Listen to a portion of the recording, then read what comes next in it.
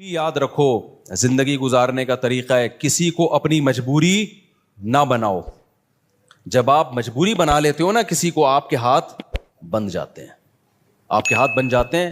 اور جتنا آپ اپنے آپ کو دوسروں کے سامنے مجبور بناؤ گے, اس زمانے میں اگلا اتنا ہی آپ کو نوچ نوچ کے کھانا شروع کر دے گا, نوچ نوچ کے کھانا شروع کر دے گا. تو یہ ہم صرف فقیر کس کے ہیں؟ اللہ کے. محتاج کس کے ہیں؟ اللہ کے. بس اللہ کے سامنے گڑ گڑاؤ, اللہ کے سامنے ناک رگڑو, اللہ کے سامنے بولو میں محتاج ہوں, میں بھکاری ہوں تیرے در کا. باقی ہر ایک کے سامنے میرے بھائی سر اٹھا کے جینا سیکھ. اور دیکھو مرد کی اللہ نے یہ فطرت رکھی ہے کہ اپنے ماتحتوں کے, آپ کے ماتحت اچھا سلوک کرے نا, آپ 20 گنا بڑھا کے اچھا سلوک کرو ان کے ساتھ. ہمارے حضرت مفتی رشید احمد صاحب رحمہ اللہ تعالیٰ کی طبیعت میں بے انتہا استغنا تھا, بہت استغنا. استغنا سمجھتے ہیں یعنی وہ اپنے آپ کو کسی کا محتاج نہیں بناتے تھے کبھی بھی. لیکن ہم نے دیکھا کہ ہمارے حضرت کی کوئی ذرا سی خدمت کر لینا, حضرت کو پتا چلتا تھا نا یہ دل سے خدمت نہیں کرنا چاہتا, حضرت کبھی بھی خدمت نہیں لیتے تھے اس سے. حضرت فرماتے تھے میرے محسنین صرف میرے ماں باپ ہیں اور میرے استاذ, اس کے علاوہ میں کسی کا احسان نہیں لیتا. ایسا سر اٹھا کے جیے ہمیشہ. لیکن ہم دیکھتے تھے اگر حضرت کی کوئی ذرا سی خدمت کر دے, بہت معمولی سی, اتنی دعائیں دیتے تھے, اتنی دعائیں, ہمیں شرمندگی ہوتی تھی, ہم نے کون سا تیر مار لیا بھائی, یعنی کیا کر لیا ہم نے, اتنی دعائیں, اتنا خوش, اتنا خوش. یہ عزت دار لوگوں کی علامت ہوتی ہے کہ وہ کسی کے محتاج نہیں ہوتے. لیکن کوئی ان پر تھوڑا سا احسان کرے تو رپلائی میں وہ تھوڑا نہیں, وہ بہت زیادہ. کیونکہ احسان کے بدلے میں اگر آپ احسان نہیں کرتے تو اس کو استغنا نہیں کہتے, اس کو تکبر کہتے ہیں. استغنا الگ چیز ہے. دیکھو کچھ لوگ کیا ہوتے ہیں, کسی نے آپ کی خدمت کر دی ہے تو کون سا تیر مار دیا اس نے, ہمیں کسی کی خدمت کی ضرورت نہیں ہے. دیکھنے میں تو لگے گا آپ بہت اونچے ہیں, لیکن یہ اونچے نہیں, آپ کا کھوپڑی کیا ہو گئی ہے, آؤٹ. آپ میں تکبر ہے. بھائی کوئی خدمت ٹھیک ہے, آپ اس کی خدمت کے محتاج نہیں ہیں, لیکن اگر اس نے خدمت کر دی ہے نا تو آپ اس کو رپلائی ایسے دو کہ جیسے آپ کو بہت ہی اچھا لگا ہے, آپ کو ضرورت تھی. ہم نے بڑوں کو دیکھا ہے تھوڑا سا آپ خدمت کریں گے تو رپلائی اس کا بہت اچھا. نبی صلی اللہ علیہ وسلم کی کیا سیرت ہے, حضرت ابو بکر نے نبی کا ساتھ دیا نا تو کوئی نبی پہ احسان کیا بولو نا, کیا ہو گیا بھائی. حضرت ابو بکر نے جب نبی صلی اللہ علیہ وسلم کو لوگوں نے مکہ سے نکالا تو کس نے ساتھ دیا؟ ابو بکر نے. غار میں کون ساتھ تھا؟ ابو بکر. حالانکہ اصل میں یہ نبی کا احسان تھا حضرت ابو بکر پہ. بھائی اس خدمت کی وجہ سے نبی کی تو اللہ نے ویسے ہی مدد کرنی تھی, یہ تو نبی نے ابو بکر کو اپنی خدمت کا موقع دے دیا رضی اللہ عنہ کو, تو یہ نبی کا کس پر احسان ہے؟ ابے بھائی کوئی اتنے پیغمبر کسی کو اپنی خدمت کرنے دے دیں تو یہ تو پیغمبر کا ان پر احسان ہے, جس سے انسان کو عقیدت محبت ہوتی ہے. انسان کہتا ہے نا مجھے آپ تھوڑی سی خدمت کرنے دے دیں, آپ کا مجھ پر بہت بڑا احسان ہوگا, کہتے ہیں نا لوگ, اور باقی سمجھتے بھی ہیں کہ بھائی اس کو ہماری خدمت کی کیا ضرورت ہے. تو قرآن میں اللہ نے فرمایا بھی کہ اگر تم نبی کی مدد نہیں کرو گے, اللہ تو اپنے نبی کی مدد کرے گا, آخری نبی ہے, آپ کا دین تو غالب ہو کے رہے گا. لیکن نبی نے ابو بکر کو کیسا صلہ دیا, فرمایا میں نے ہر شخص کی خدمت کا دنیا میں بدلہ دے دیا ہے سوائے ابو بکر. یہ مبالغہ ہے, ورنہ ایسا کیسے ہو سکتا ہے؟ نبی کی برکت سے ابو بکر کو ایمان ملا, لیکن آپ صلی اللہ علیہ وسلم نے سکھایا ہے. پھر فرمایا لو کنت متخذا خلیلا لاتخذت ابا بکر خلیلا, اگر میں کسی کو جگری دوست بناتا تو ابو بکر کو بناتا. خلیل کا مطلب بہت ہی, فرمایا میرا خلیل اللہ کے سوا کوئی, خلیل بنانے کی اجازت ہوتی ابو بکر کو بناتا. کتنا اپریشیٹ کیا آپ صلی اللہ علیہ وسلم نے. حضرت معاذ ابن جبل, انہوں نے نبی کی خدمت کی, نبی کا ساتھ دیا جنگوں میں, کیسا صلہ نبی نے دیا. آپ صلی اللہ علیہ وسلم نے کیا فرمایا, انی احبک فی اللہ, اے معاذ میں تجھ سے اللہ کے لیے محبت کرتا ہوں. جس سے آپ کو محبت ہونا, صحابہ کو پیغمبر سے کس قدر محبت تھی. پیغمبر کی زبان سے جب یہ لفظ نکلا ہوگا تو صحابی کی کیا کیفیت ہوئی ہوگی, آپ سوچو. جب انہوں نے یہ سنا نا تو رونے لگے. تو کیا یہ نبی اپریشیٹ کر رہے ہیں, حوصلہ افزائی کر رہے ہیں. حضرت خالد ابن ولید رضی اللہ تعالیٰ نے جب جنگ جتوائی ہے تو آپ نے کیا فرمایا؟ سیف من سیوف اللہ، اللہ کی تلواروں میں سے ایک تلوار. یہ نبی کی سیرت سے ہمیں پتہ چلتا ہے کہ نبی کے ساتھ کسی نے تھوڑا کیا تو نبی نے رپلائی میں بہت بڑھا کر اس کا بدلہ دیا ہے. تو اس لیے جو خاندانی لوگ ہوتے ہیں نا، عزت دار لوگ ہوتے ہیں، وہ ہمیشہ سر اٹھا کے جیتے ہیں. وہ کسی کی خدمت کے محتاج نہیں ہوتے. وہ سسرال کے جہیز کے محتاج، بولتے کیوں نہیں بھائی، نہیں ہوتے. وہ نہیں کہتے ہمیں یہ چاہیے، صوفہ چاہیے، بیڈ چاہیے، الماری چاہیے، نہ ہمیں کچھ نہیں چاہیے. ہم عزت دار لوگ ہیں بھائی، ہم خرچہ خود اٹھاتے ہیں. لیکن اب ایسا نہیں ہو. لوگ کیا کرتے ہیں، جہیز کے خلاف بیان سن کے نا، یہ بھی مارکیٹ میں اس طرح کے لوگ آ رہے ہیں، جہیز کے خلاف بیان سن کے ہمیں کچھ نہیں چاہیے، ہمیں نہیں چاہیے، ہمیں نہ گاڑی چاہیے، ہمیں نہ موٹر سائیکل چاہیے، ہمیں نہ گھڑی چاہیے. ہم عزت دار لوگ ہیں، ہم سسرال کے ٹکڑوں پہ پلنے والے لوگ نہیں ہیں. ٹھیک ہے جی، آپ کی شادی ہو گئی، سسر صاحب نے لا کے کوئی گھڑی گفٹ کر دی، ہمیں نہیں چاہیے، ہم عزت دار لوگ ہیں. اب یہ کیا ہو رہی ہے بھائی آپ کو نہیں چاہیے نا، اب بغیر چاہت کی ایک چیز مل رہی ہے، آپ لیں جناب، آپ کا بہت بڑا احسان ہے. یہ نہیں بولیں یہ سستی والی لا کے پکڑا دی آپ نے مجھے، ٹھیک ہے نا حضرت یہ بڑی خدمت ہے آپ کی، اللہ آپ کو جزائے خیر دے، ہم تو بہت شکریہ آپ کا. تو اس میں اس کو اپریشیٹ کرنا چاہیے، کیونکہ اس کے سامنے کہنا کہ ہمیں نہیں چاہیے، یہ پھر استغنا نہیں ہے، بلکہ یہ کیا ہے، تکبر. سمجھتے ہو کہ نہیں سمجھتے؟ تو بڑا جب کوئی چیز دے تو آپ سینے سے لگائیں اس کو کہیں کہ بھائی بہت بڑی چیز مل گئی. آپ کے ابا، آپ کی اماں آپ کو کچھ گفٹ دے. حضرت مولانا شرف علی تھانوی رحمہ اللہ تعالیٰ کی زوجہ نے ان کے لیے بڑی محنت سے ایک اچکن بنائی. اچکن پتہ ہے کسے کہتے ہیں؟ پہلے زمانے میں ہوتی تھی اچکن ہی ہے نا، کچھ اور میری اتنی دیر میں تو لغت اور چینج ہو جائے گی میرے بھائی. تو ہیں اچکن، کچھ اچکن کہتے ہیں، کچھ وہ نہیں ہوتی ایک وہ پورا چوغا سا پہنا جاتا. اب مولانا تھانوی رحمہ اللہ کا مزاج نہیں تھا ایسی چیزیں پہننے کا، اور ان کے گھر والوں نے اتنی محبت سے اتنی محنت کر کے بنائی تو وہ وہی پہن کے نکل گئے گھر سے باہر. لوگوں نے کہا یہ آپ کیا پہنا ہے؟ انہوں نے کہا یار اتنی محبت سے اس نے بنائی ہے. اب میں یہ نہیں کہہ رہا آپ کی بیگم کچھ بھی آڑا ترچا پہنا دے، آپ دسترخوان پہنا دیا، آپ محبت سے باہر نکل آئے تو لیکن کوئی بھی آپ کے ساتھ تھوڑی سی بھی خدمت کرے تو جواب میں اس کو دعا دینی چاہیے، اس کو بہت زیادہ اپریشیٹ کرنا چاہیے، لیکن محتاج کسی کا انسان بن کے نہ رہے. ایک طرف لوگ بہت زیادہ ٹینشن میں بچوں کو مارنا پیٹنا، ہر وقت برا بلا کہنا، یا گھر میں ایسا ہر وقت ماحول بنا کے رکھنا، اور ایک طرف گورا ہے اس نے ٹینشن فری بنا دیا. یہ دونوں چیزیں فطرت سے کیا ہیں؟ بغاوت.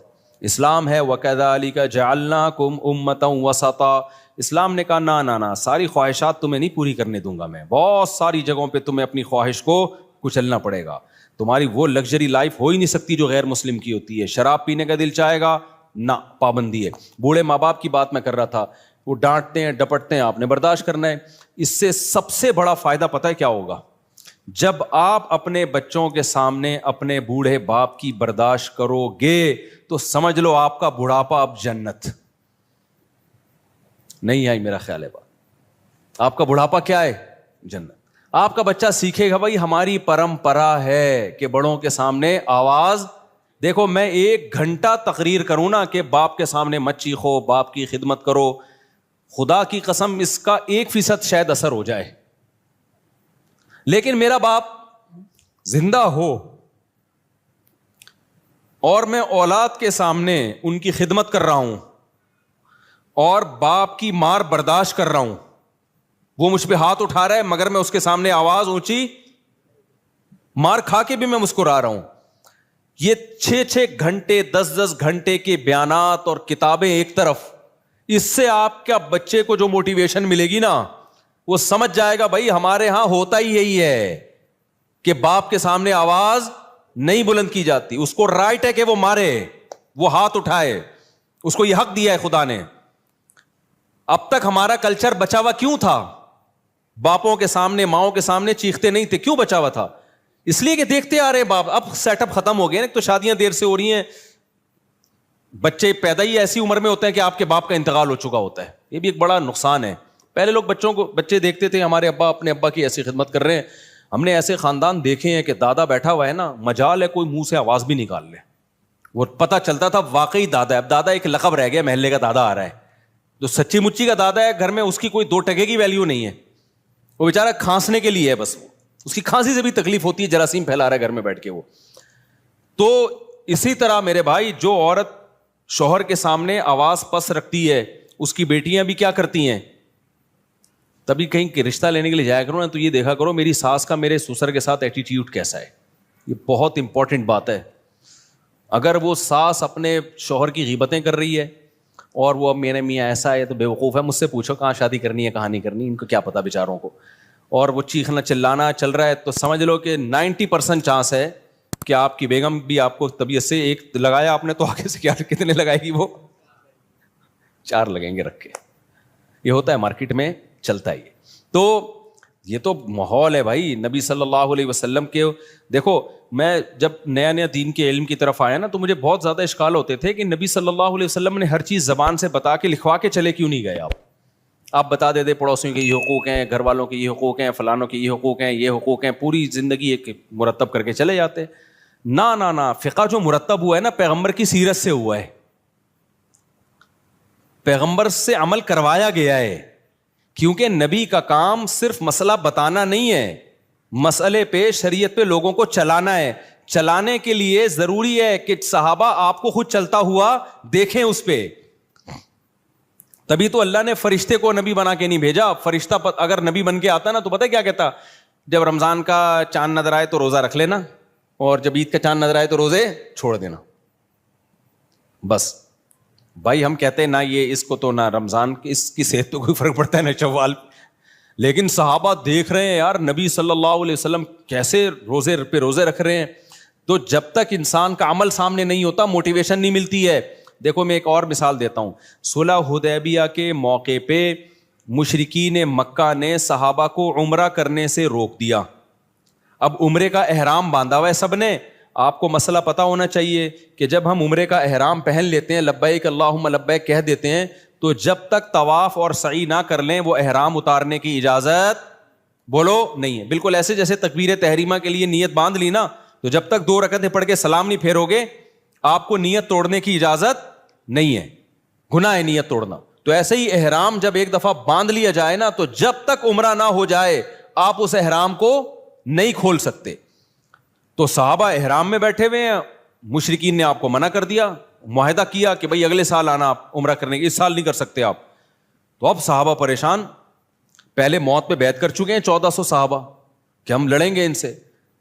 تو موت پہ بیعت بھی ایسے جذبات بنے ہوئے ہیں, بھائی ہم نے تو ان سے لڑنا ہے, موت پہ بیعت کر کے تیار بیٹھے ہوئے لڑائی کے لیے. اب شرطیں ساری کافروں کی مان رہے ہیں, اور پھر مزید شرط یہ کہ عمرہ کرے بغیر احرام بھی کھول دو آپ, یعنی سر منڈا لو پہلے ہی اور احرام کھول کے دم دو. تو یہ تو اور ان پہ شاک گزرا کہ بھئی یہ تو ذلت در ذلت در ذلت ہے, ہم کیسے مشرکین کے کہنے پر ہم عمرہ چھوڑ دیں اور سر منڈا کے احرام کھول دیں, یہ تو بڑا مسئلہ ہے. نبی صلی اللہ علیہ وسلم نے صحابہ سے فرمایا بھائی سر منڈاؤ اور احرام کھول دو. کوئی بھی نہیں کھول رہا, ٹھیک ہے نا بھائی, ہم کیسے کر لیں کیسے کر لیں, سب ڈر رہے ہیں کہ بھئی ہم یہ تو عمرے کا احرام باندھا ہوا ہے, ہم دباؤ میں آ کے کیسے کر لیں بھائی. تو آپ صلی اللہ علیہ وسلم پریشان ہو گئے کہ بھائی میں سب کو کہہ رہا ہوں کہ سر منڈا لو اور احرام کھول دو, لیکن کوئی بھی نہیں کر رہا یہ کام. آپ کہہ سکتے ہیں بھائی صحابہ نبی کی نافرمانی کیسے کر رہے ہیں. دیکھیں نبی کی حکم کی 2 حیثیتیں ہوتی ہیں. بعض دفعہ آپ صلی اللہ علیہ وسلم کوئی حکم دے رہے ہوتے ہیں, صحابہ یہ سمجھتے ہیں شاید یہ کوئی سیاسی حکم ہے, یعنی ہماری آسانی کے لیے دیا جا رہا ہے, یہ کوئی واجبی حکم نہیں ہے, ہماری آسانی کے لیے. عزیمت اسی میں ہے کہ عمرہ کیا جائے. ہوتا ہے نا بعض دفعہ آپ کسی کو اجازت دیتے ہیں, چل بھائی چھٹی کر لے تو آج تو چھٹی کر لے. وہ ٹیچر چاہتا ہے کہ سبق ہو لیکن کہتا ہے کر لے چھٹی, تو طالب علم کہتا ہے نہیں سر ہم پڑھیں گے. ایسے ویسے مارکیٹ میں ہے نہیں, لیکن ایک مثال دے رہا ہوں میں. تو اور اتنے اچھے ٹیچر بھی نہیں ہے کہ آپ کا چھٹی کرنے اور کیا نہیں پڑھو, وہ بھی کہتا ہے جا. کراچی میں تو 1 بوند برسنے سے پہلے ہی 1 مہینے کی اسکول کی چھٹیاں ہو جاتی ہیں, ابھی 2-4 بوندیں اور پڑ گئی تو 6 مہینے کی چھٹی. خیر, تو نبی صلی اللہ علیہ وسلم کو پھر حضرت صفیہ نے مشورہ دیا, آپ کی زوجہ نے فرمایا یا رسول اللہ آپ ان لوگوں کو آرڈر نہ کریں, آپ سر منڈا لیں احرام کھول لیں بس. تو نبی صلی اللہ علیہ وسلم نے کیا کیا, سر منڈایا, احرام کھول دیا اپنا. جیسے ہی نبی نے کیا سب نے سر منڈا کے کیا کر لیا. اس سے پتا چلتا ہے نبی کی بھی اسپیچ اثر نہیں کر رہی ہے. آپ پریشان ہو گئے بھائی یہ مان کیوں نہیں رہے میری بات. لیکن جیسے ہی عمل کیا ہے نا, ایک دفعہ بھی, اور مشورہ کس نے, آپ کی زوجہ نے دیا کہ حضرت صفیہ نے, کہ آپ نہ بولیں لوگوں کو, آپ صرف یہ کام کر لیں, آپ سر منڈا لیں اپنا اور آپ احرام کھول دیں. جیسے ہی کیا سب نے فوراً. تو اس سے صاف پتہ چلتا ہے بھائی, آپ ایک ایک دو دو گھنٹے کی تقریریں کرتے رہیں, اثر نہیں ہوتا. آپ اپنے گھر کا ماحول بنانا چاہتے ہو نا, خود کیا بن جاؤ, انسان کے بچے بن جاؤ, صحیح ہے نا, ماحول آہستہ آہستہ سیٹنگ پہ آنا شروع ہو جائے گا. اپنے بڑوں کی خدمت کر کے دکھاؤ, اپنے بڑوں کو رسپیکٹ دو, اپنے بڑوں کا احترام کرو. آج ہو کیا رہا ہے, مائیں اپنے بچوں کے سامنے نا بچوں کے چاچو کی غیبتیں کر رہی ہوتی ہیں. تمہارا تو چاچو ایسا ہے, تمہارا تو باپ ایسا ہے, تمہارے باپ سے. ایک صاحب مجھے کہنے لگے 40 سال ہو گئے میری اپنی بیگم کی خدمت کرتے ہوئے, بیگم بچوں کے سامنے کہہ رہی تھی تیرے باپ نے ہمیں دیا کیا ہے. اچھا بس ختم کر, تمہارے باپ نے جو ہے نا کیا ہمیں کچھ بھی نہیں. تو میں نے کہا پھر آپ کیا جواب دیتے ہیں؟ کہہ رہے میں کہتا ہوں میں معذرت چاہتا ہوں بیگم, میں آپ کی صحیح خدمت, کیونکہ اگر وہ بچوں کے سامنے کہہ دے نا کہ یہ غلط کہہ رہی ہے تو ایک جنگ چھڑ جائے گی. کیا ہو جائے گا؟ بچے دیکھیں گے اماں ابا ہمارے دونوں کیا ہیں, فائٹر ہیں. تو وہ صاحب کہتے ہیں میں فائٹ سے بچنے کے لیے کیا کہتا ہوں کہ ایکسکیوز کرتا ہوں, میں نے 40 سال آپ کی خدمت جیسی خدمت کرنی چاہیے تھی کائنڈلی میں وہ خدمت نہیں کر سکا. تو اب پتہ نہیں کون اس میں صحیح تھا کون غلط تھا, واللہ عالم. بہرحال تو مائیں بعض دفعہ یہ کر رہی ہوتی ہیں بچوں کو باپ کے بارے میں, تمہارا باپ ایسا, تمہاری, اور باپ بعض دفعہ ماں کے بارے میں, تمہاری ماں ایسی. تو خوب سمجھ لو یہ بچہ نہ باپ کا رہے گا اور نہ ماں کا رہے گا. مائیں سمجھ رہی ہوتی ہیں. یار ایک اور واقعہ میرے سامنے آیا ہے, خون کے آنسو رونے کا دل کرتا ہے. ایسے واقعات بھی آتے ہیں, ماں بیمار ہوئی ہے نا, اب بچہ ماں کی زیادہ خدمت کر رہا ہے تو باپ کو غصہ آ رہا ہے. باپ بیمار پڑا ہوا ہے, بچہ باپ کی بہت خدمت کر رہا ہے تو ماں کو غصہ آ رہا ہے کہ کیوں ابا کو اتنا کیوں فری کرایا ہوا ہے. بس اعتدال سے رہو, زیادہ غلام بننے کی کوشش. یار تو اپنا بڑھاپا دیکھ لے بھائی. جو بچہ تیرے شوہر کی خدمت کر رہا ہے بیماری میں, جس کو تو کہہ رہی ہے مکھن لگا رہا ہے, چاپلوسی کر رہا ہے, چمچا بنا ہوا ہے, تو خوش ہونا چاہیے کہ کل وہ تیری بھی کرے گا ایسی خدمت. اس کو اس سے باغی بنا رہی ہیں. کتنا بڑا جرم ہے یار, کیسے بے وقوف لوگ ہیں کہ نہیں ہے. تو اس لیے صبر کا مطلب کیا ہے؟ اللہ نے جو کہا نا کہ صبر کرو, صبر, ان الانسان خلق ہلوعا, انسان جلد باز ہے, اس میں صبر نہیں ہے. تو یہ جو غیر مسلموں میں بے صبری پیدا ہوئی ہے نا, خودکشیاں, وجہ اس کی ہے کہ ان کی زندگی میں پابندیاں ختم. جب پابندیاں ختم تو یہ ان میں صبر کا مادہ ہی ختم ہو جاتا ہے. ذرا سی ٹینشن آئی, اور ٹینشن ان کی ریلیشن خراب والی ٹینشن ہوتی ہے. سب مادہ پرست بن گئے ہیں, ذرا سا پیسہ گیا تو سب کچھ گیا. یار بچہ 18 سال کا ہوتا ہے تو باپ کہتا ہے کہ کرایہ دے میرے گھر میں رہنے کا. سمجھ رہے؟ بچہ 18 سال کا ہوا نا تو باپ کہتا ہے تیرے باپ کا گھر نہیں ہے, ٹھیک ہے, کیا دے گا؟ کرایہ دے گا. اتنی مادہ پرستی جو سوسائٹی میں آ گئی ہو تو خودکشیاں نہیں ہوں گی کیا وہاں پہ؟ ریلیشن صرف کتے سے اور پیسے سے بس. تو میرے بھائی اپنے سسٹم کو بچاؤ. اللہ نے ہمیں بہت ساری پابندیاں لگائی ہیں, بہت ساری ٹینشنیں دی ہیں. نظر کی حفاظت کی ٹینشن, باپ اور ماں کی برداشت کرنے کی ٹینشن, بیوی کی کڑوی کسیلی برداشت کرنے کی ٹینشن. عورت کو حکم دیا, شوہر الٹا سیدھا ہے, کوئی بات نہیں بھائی, میاں ہے نا سرپرست ہے, تھوڑا سا برداشت کر لو. غلط کیا اس نے تھپڑ لگا کے, لیکن لگا دیا تو آگے سے رپلائی مت کرو ورنہ تمہارا ہی نقصان ہوگا اس میں. تو یہ جو پھر رمضان کے روزوں کی ٹینشن, شراب سے بچنے کی ٹینشن, یہ بہت ساری ٹینشنیں کیا کرتی ہیں, ہمارا جو امیون سسٹم ہے اس کو کیا کر دیتی ہیں, بوسٹ. پھر کبھی زندگی میں کوئی ٹینشن آئی تو اتنی ساری ٹینشنیں جھیلی بھی ہوتی ہیں کہ یہ ٹینشن ہمیں ہلکی لگتی ہے. بالکل وہ ایک جو بدماش تھا نا, سعودیہ کے جیل سے چھوٹ کر آیا, مجھے اپنا واقعہ بتا رہا تھا. انڈیا میں بڑی بدماشیاں اس نے کی ہیں. کہہ رہا میں نے انڈیا میں اتنی جیلوں میں مار کھائی ہے کہ ایک دفعہ سعودی عرب میں پکڑا گیا تھا, تو جب وہ مجھے مار رہے تھے تو مجھے ایسا لگ رہا تھا گدگدیاں ہو رہی ہیں مجھے. میں نے اس کو پوچھا نا یار تجھے اتنا مارا, تو نے راز اگلا کیوں نہیں؟ وہ اپنی کمپنی کو بدنام نہیں کرنا, وہ یہ نہیں بتا رہا تھا میں فلاں کمپنی کا آدمی ہوں. کمپنی سے وفا کی اس نے. دیکھو اس نے کہا کہ اگر میں نے بتا دیا نا فلاں کمپنی کا ہوں تو کمپنی کا تو قصور تھا نہیں, لیکن کمپنی بدنام ہوتی, اس کا کاروبار بیٹھ جاتا. کہتا میں نے کہا میں کمپنی کا ملازم ہوں, مار کھاؤں گا, کمپنی کو بدنام نہیں کروں گا. جو میری غلطی ہے میری ہے, میں کمپنی پہ کیوں ڈالوں. اتنی مار کھائی لیکن منہ سے اگلا نہیں. میں نے کہا کیسے برداشت؟ کہہ رہے ہم عادی ہیں. لیکن اس کا فائدہ کیا ہوا برداشت کا؟ کمپنی کے اونر کو جب پتا چلا نا یار اس نے اتنی مار کھائی, ہماری کمپنی کو بدنام نہیں کیا, انہوں نے کمپنی نے اس کو پارٹنر بنا دیا اپنا. اب وہ ارب پتی ہے, وہ کروڑ پتی ہے وہ آدمی. سمجھتے نہیں ہو میرا خیال ہے بات. تو یہ جو میرے بھائی اسلام کی پابندیاں ہیں یہ آپ کو کیا کر دیتی ہیں؟ اسٹرانگ کر دیتی ہیں, مضبوط بنا دیتی ہیں. غموں کو جھیلنا آپ کے لیے آسان. اس لیے انسان کے بچے بن کے جو شریعت کی پابندیاں ہیں اس کو فالو کرو. وقت چونکہ پورا ہو گیا ہے, مجھے اندازہ ہی نہیں تھا کہ اتنی جلدی وقت پورا ہو